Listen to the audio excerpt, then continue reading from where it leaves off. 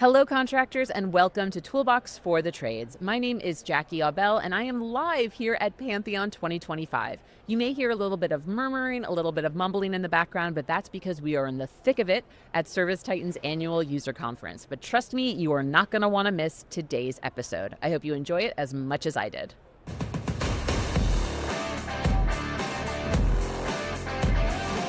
Mitch Boerner, you are the owner of Legendary Plumbing in Melbourne, Australia. Yeah, thanks for having me, Jackie. Oh my goodness, thank you so much for flying all the way out here so you and I could do an in-person interview. We met actually, when was it, April 2025? April, back in Sydney. Yeah, I know, and you have such a fun story. I cannot wait to get into it. We are joined live here at Pantheon 2025, and what a great event. This is your first Pantheon, right? Second, actually. Second, okay. What do you think? I think it's been fantastic. I mean, I just went to one of the sessions with Frank DeMarco from Champions Group, and I think Ken Haynes was supposed to be there, couldn't make it. Like, being able to see these kind of names, and it's kind of like almost like baseball cards here, you know, like growing up and in the last couple of years watching all of these people who are running these amazing businesses and being able to come to a place where they're all here, you know, like all the celebrities are here, all the people that are doing great work in our community and running these amazing businesses. It's great to be able to come to one place every year, even if it's a long flight, to come out and see all those people speak and soak in the knowledge. It's so good every year. I am so happy to hear that. I'm so happy to hear that it is worth the trip. And I think the idea of baseball cards is so cool. I have thought that some of these, like once you hit a certain amount, you should make a little baseball card that's like, this is my annual revenue. This is the number of locations I do. That's kind of what it feels like. Right? And it like feels you trade them or something. Yeah, I've had this card for years. I've never seen him in the flesh. Oh my gosh. It's kind of funny how it works that way, but like, from Australia, America's a bit like that. It's a bit of a like celebrity who's who kind of thing. So coming over here, and we don't have as many big players in our industry, so like coming over here and seeing them all in one place is great, and being able to have them share their knowledge, and it's really, really beneficial for us. So it is awesome. It's great to take home. I am so excited to get into it because you have an interesting background in how you got into the trades.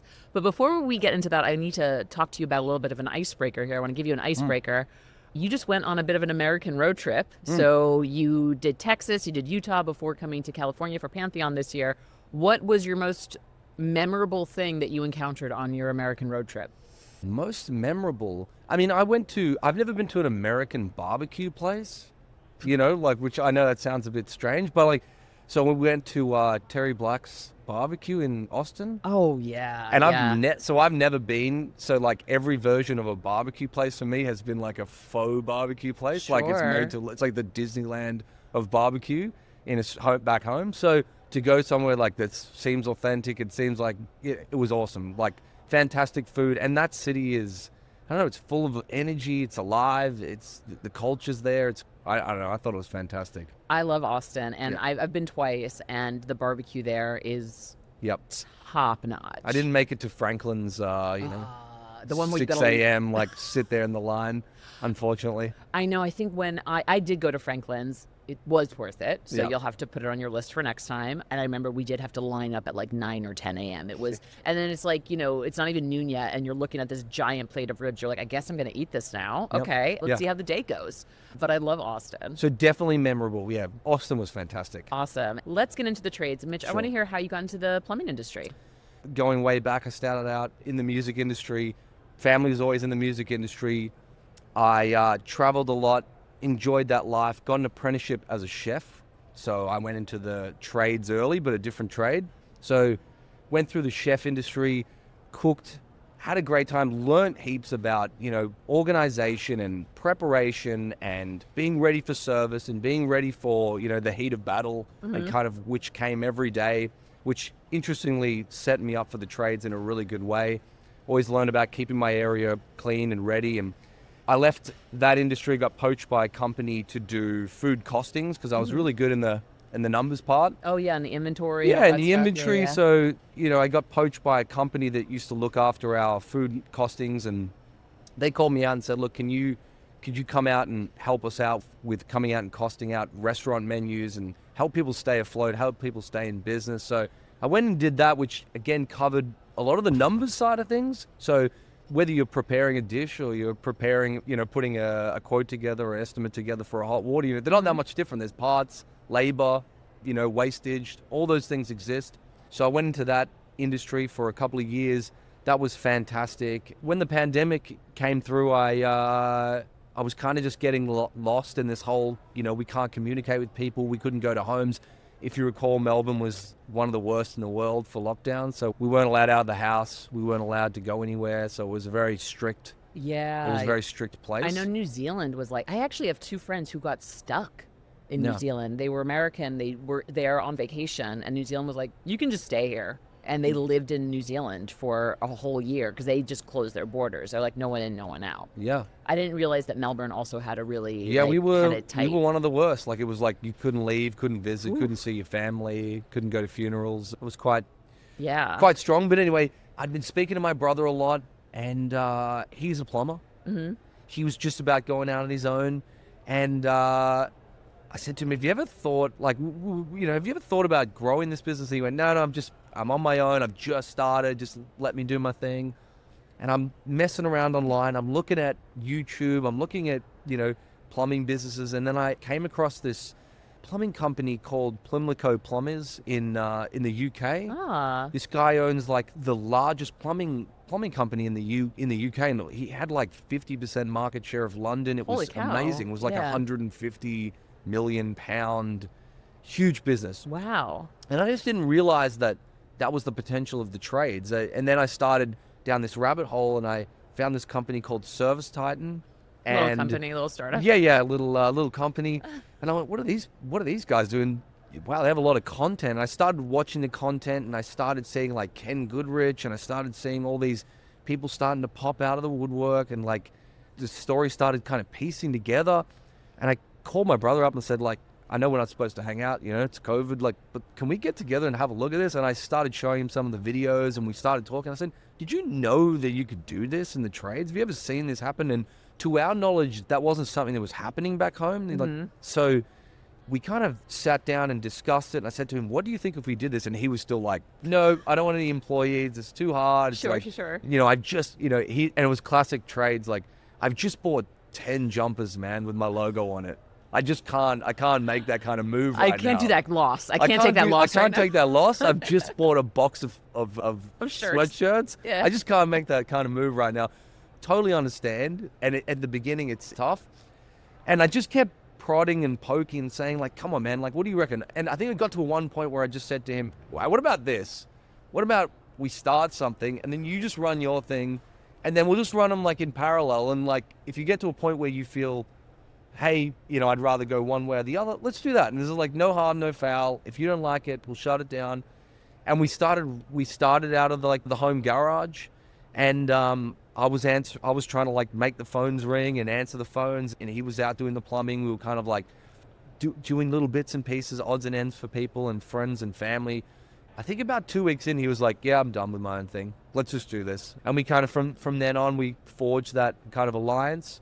And that was 4 years ago now, and it's been just a steady growth. So I have no experience in the trades. I have nothing, I had no connection back to the trades.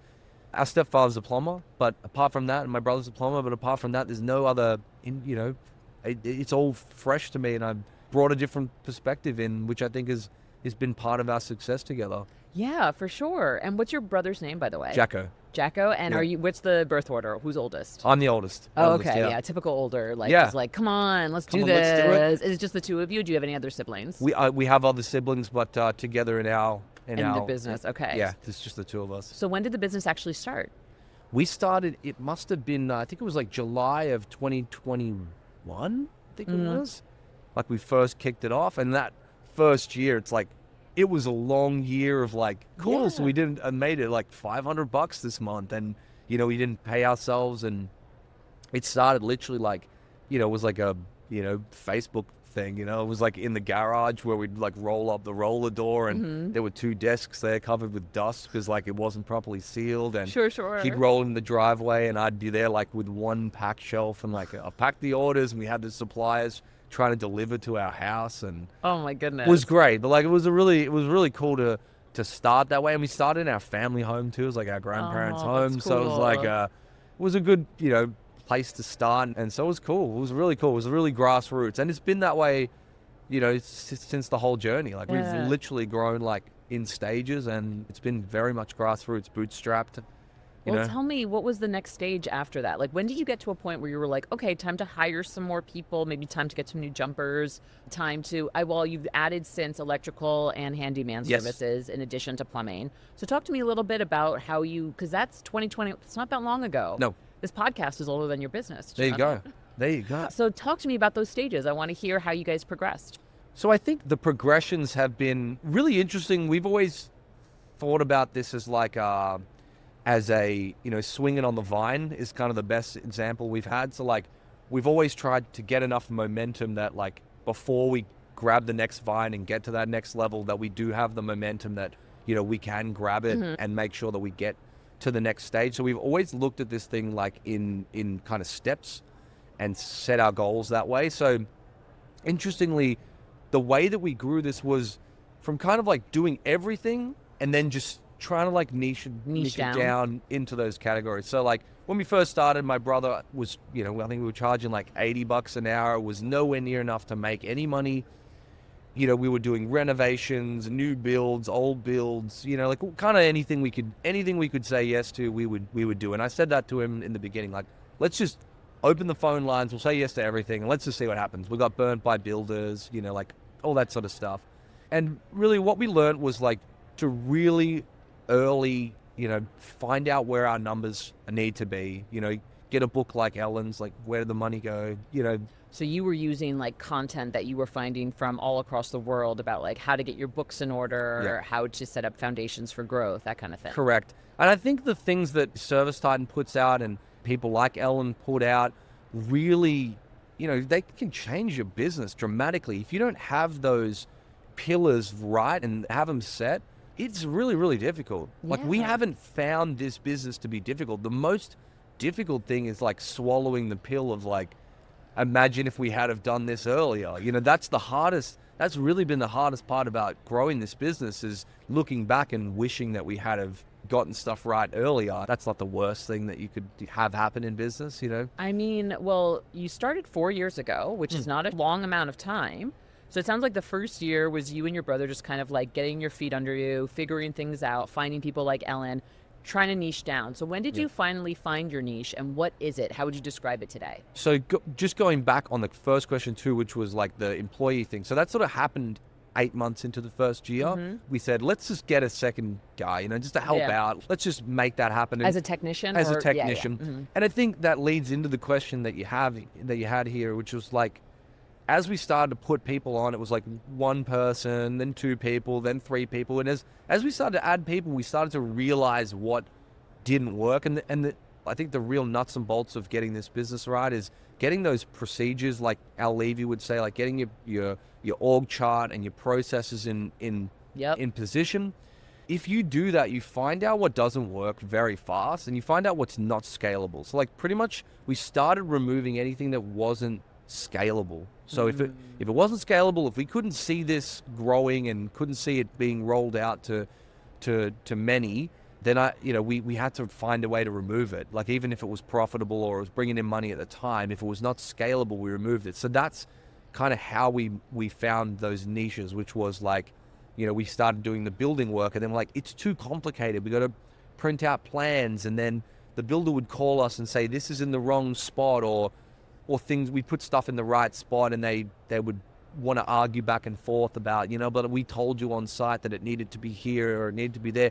And we realized that like, instead of fighting that, it's just never going to go away, I don't believe. So it is not scalable to us. I'm sure there are people that have scaled those kind of businesses, but to me, it's too complicated. And we've always wanted to take the path of like, in a good way, the path of least resistance, the path that's like, let's make this fun and easy and really profitable by just removing the stuff that just is cumbersome. And if you're printing out giant plans and writing on them, and you've got to explain that, and you've got to have 8 managers above to make sure that it gets done right, and quality control, and like, it's really cumbersome. And I think that's how we've niched down. So we now do plumbing, electrical, and handyman services, and they're very straightforward. Our plumbing is, drain repairs, patching, and then basically repairing stuff, replace your toilet, replace your, shower spindles or whatever it might be, but like very simple stuff. We just don't get involved in, if someone wants to renovate, they want to move stuff around the house, we won't do it.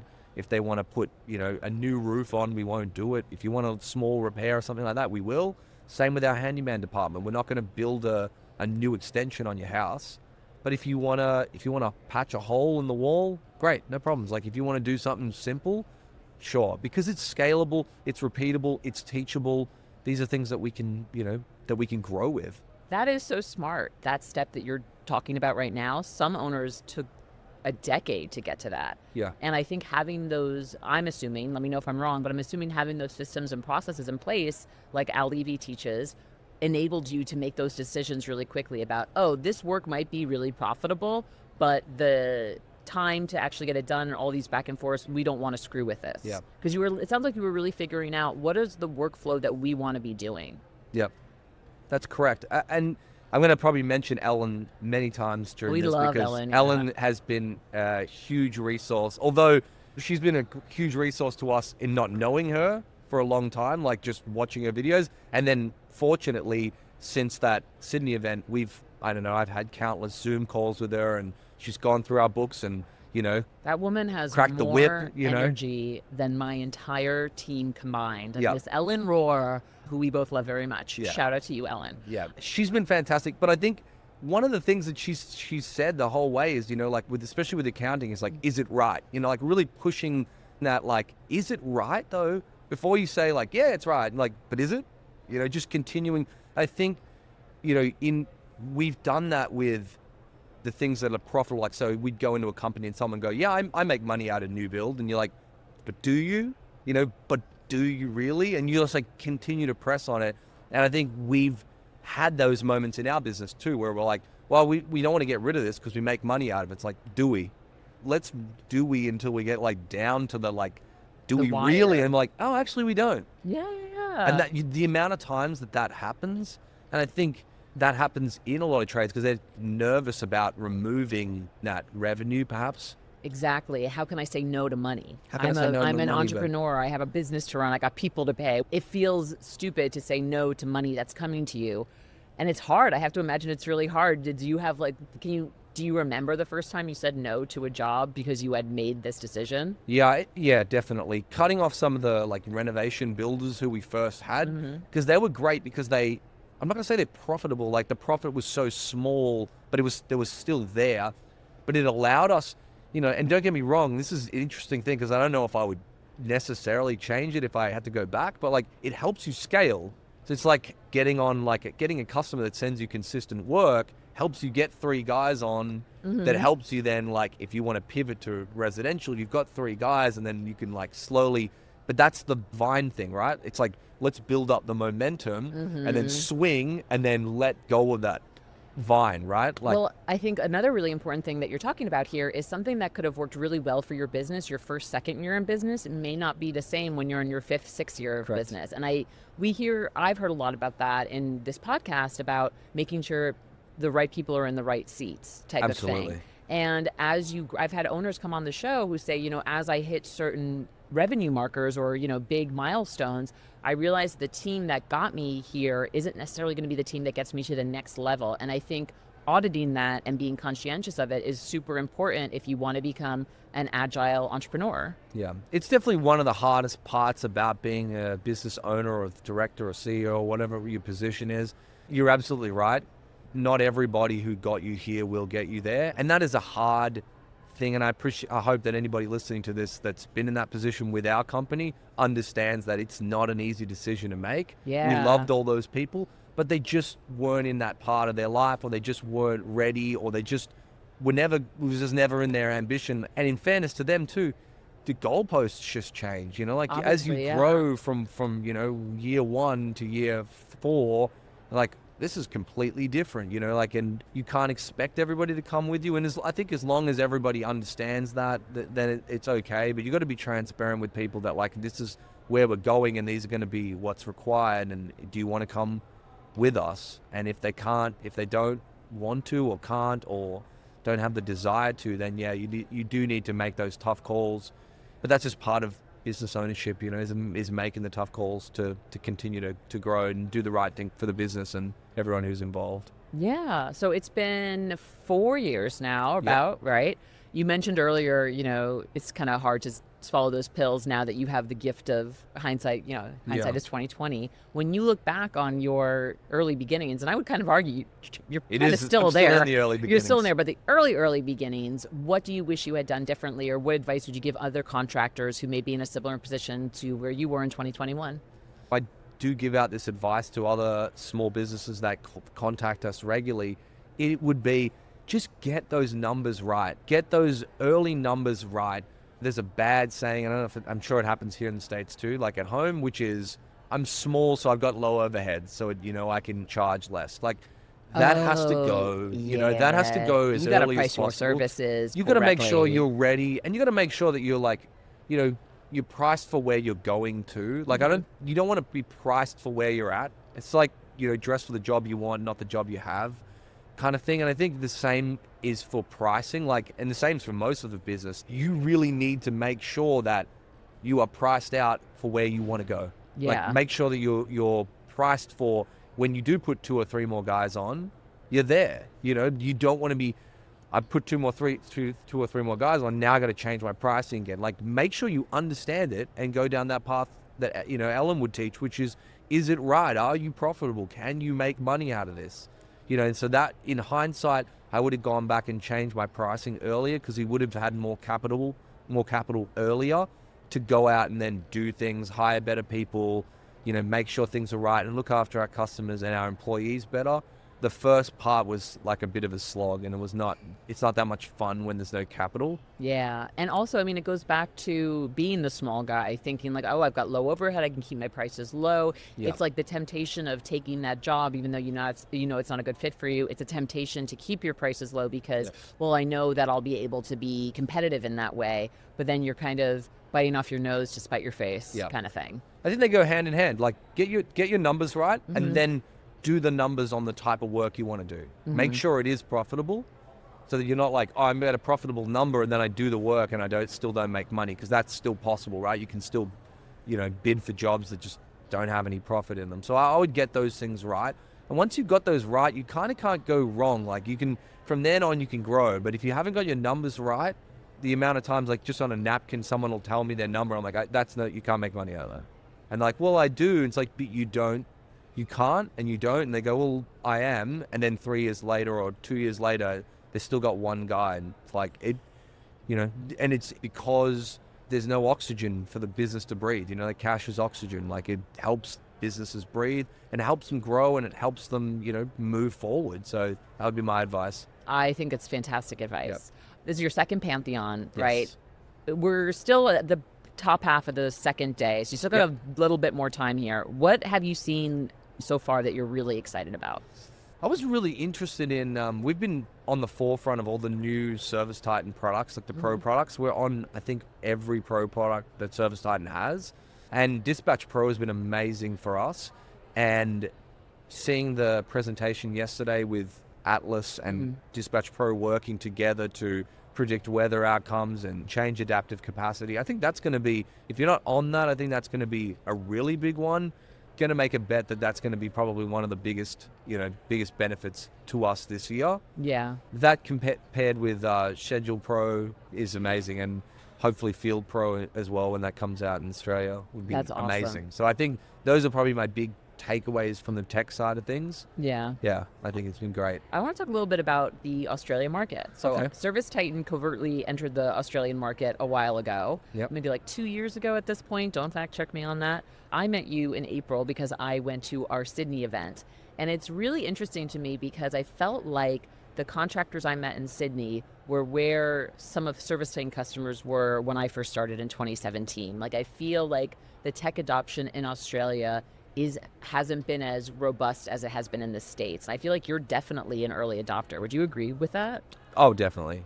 Yeah. So talk to me a little bit about what you see in the difference between the Australian market and the US market, and what you would say to other Australian tradies out there who might be listening to this. I think you're absolutely right. I don't know that we're adverse to adoption to tech, but what's interesting about Australia is we're somewhat averse to scale. Like, I think it's interesting to see, like, for example, like you can see it. You can see it in the US, right? You guys have a lot of chains. Like, you have a lot of businesses that grew, right? So whether it's a fast food franchise or whether it's a plumbing franchise, whatever it is, you're innovators and Americans are big on growth, right? I don't know whether that's got to do with our population size, but we're a relatively big population. We don't have a huge amount of scale, and I think that is because of the tech.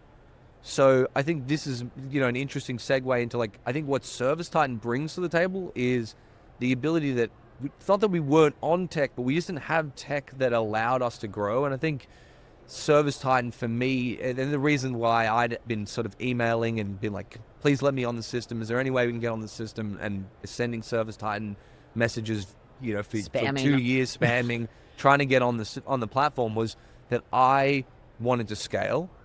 And I could see that it was probably the only product that was going to allow us to scale in the way that we want to scale.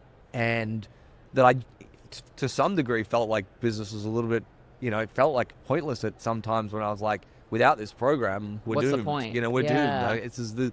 Because I can see it, and I can see that in our country that, there isn't a huge amount of companies that have scaled plumbing businesses. Like, they exist, but it's not like there's hundreds of them. I know. And especially not to the size. When we went to Utah, we went to Any Hour, and Utah has a population less than Melbourne, I think. Yeah. And, these guys are at 150 million, which is like 220 million Australian dollars or something like that. And, there is no $220 million plumbing business in Melbourne. Like, it does not exist. Like, it's not, maybe 1/10 of that might exist. Like, so... Yeah. I want to see businesses grow to that, and I think it's platforms like ServiceTitan that help them grow to that size, and I think that if more people take on the product in Australia and more people focus on building great business, which is the sentiment that I'm getting from the other business owners in Australia that I speak to, I think you're going to start to see scale happening, which I think would be really cool. Yeah, I think Australia has a ton of opportunity for the trades. Yeah. And I commend you for being really at the forefront here and just like bugging our team, like, please. I know it was complex, even though we're both English speaking countries. Economy's a little different, tax is a little different, and that makes things a little bit more complicated. So you've really been at the forefront of making ServiceTitan work for Australia. So on behalf of my entire company, I would like to say thank you. That's all right. Well, I think we're just pleased that it came here. I'm we're thrilled. Like, I know there's been some players like Scott and Vicky and like Irwin, really Network. Pushed to get, because I remember emailing ServiceTitan and going, no, sorry, we don't offer the service. And I think it was the chatbot, to be honest with you. Probably. No. And then eventually I got like a ding and I was like, oh, hang on, somebody wrote back and it was like, I think there's a guy in Sydney, let me find out. And like, then nothing else happened after that. And I was like, okay, we've got a clue. There's somebody has this program in Sydney. Ended up finding out that it was Scott, and ended up, getting in touch with him on LinkedIn. And somehow, as soon as I contacted him, Doug called me, and amazing. We're on ServiceTitan. So like, things started moving really quickly. So it's great, those networks and those links. But I'm thrilled that the product's out there in our country. And I think it's going to be not only beneficial for the trade, but for my employees, my business, the legacy, family, everything. I think, we owe it to a platform that can deliver that and deliver that scale. I want to talk about where you have your sights set next. I know you want to scale, but before we get to that, I would love to hear, because you've just done a ton of work in the last 4 years. Not a plumber, came to the trades because you saw that there was a lot of opportunity. You've really been an advocate for the trades in the last 4 years. And in Australia, you've grown your company. Was there ever a point in these last 4 years where you were like, damn, I don't know if I could do this? There was, to some degree.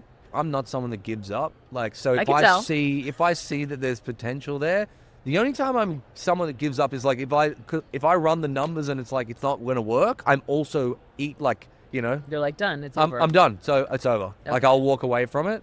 Like, we've done businesses in the past where it's like the numbers aren't right. Shut it down. Great. Shut it down, and I walk off and close it down. So I can see that there's potential here. You'd have to be blind to not know that, the trades has an immense amount of potential. So I haven't had that. The only times I get bogged down is sometimes I think when you're a small business, you take everything personally. So if you get, sued by an employee, or you get some sort of like workplace issue, or something that you may or may not have any involvement with, you take it all very personally, and it or an injury or anything like that, to your employee or something like that. That's the times where I'm like wanted to give up, or you just get those customers that just make you want to close your business down. I've had a few of those, but apart from that, we've always remembered that after the worst times, and I think this is great advice to anyone in the trades, if you think back to your last worst time, there was always great time after that. And it's the same for our financials. If we're ever going through a bad spot and I go, oh, this is terrible, I always remember what was the last most terrible time? And I go, what happened after that? Oh, it actually went really, really good. Actually, we had a great run after that. It's like, okay, well, that's probably what's coming after this. So you have to stay positive and stay in that momentum and keep pushing forward, I think. I think that's great. So for you, it sounds like it was really just, no, I know this is going to work. I know that there's potential here. And historically, I have bad days, but good days always follow them. So just focusing on that. And it sounds like really reflecting on gratitude. Yeah. You have to be eternally optimistic. Like in any kind of business, you have to be continuously optimistic, continuously looking for the positive side of things. Otherwise, you might as well get a job. You want to run a trades business, you have to remain optimistic for your team, for your family, for your own sanity. If you can find a way to bottle that and sell that, then I'll let you know. Let me know. I'll be an early investor. If the numbers are right. Fantastic. I'll be there. So tell me, what do you have your sights on for Legendary? In the next 4 years or the next year, whatever you want to say, what are you guys focusing on next? Yep. So we're running a bit of a different model where we're really much turning into a hub and spoke business. Mm-hmm. We want to, just very quick synopsis. We only service I think it would be a 5-mile radius from where we are. So we are a tiny shop with a small crew. We're on track for 6.5 million. We have a tiny little, BDA. And the goal for us is to see if we can scale that out so that we can continue to have really small shops with great crew, great culture, manager and warehouse manager, and see if we can grow to 20 branches in Victoria. We want to grow small branches that are interlinked with each other, something a little bit different. We want to, try to give ownership and equity to our employees who show leadership and want to run these branches. And for the next 5-year plan, we want to grow past 25 to 50 million. We'd love to grow $100 million business if we can. And, I'm sure that we can. We're just working out that model right now, and I think that's the goal for the future, is get these perfect little McDonald's branches, just enough crew that it's a good family, it doesn't get too big, and see if we can manage those and pass those on to our employees so that they can have something to own and to grow for themselves as well. If I could bet on you, I would. I have no doubt, actually, that that's going to happen. Yep. And I look forward to hearing the news when that does. Thank you, Jackie. Mitch, thank you so much for sharing your internal optimism, your insight, and your energy on today's show. Thank you. Thank you Thanks for being on Toolbox for the Trades. Thank you. Thanks, Jackie.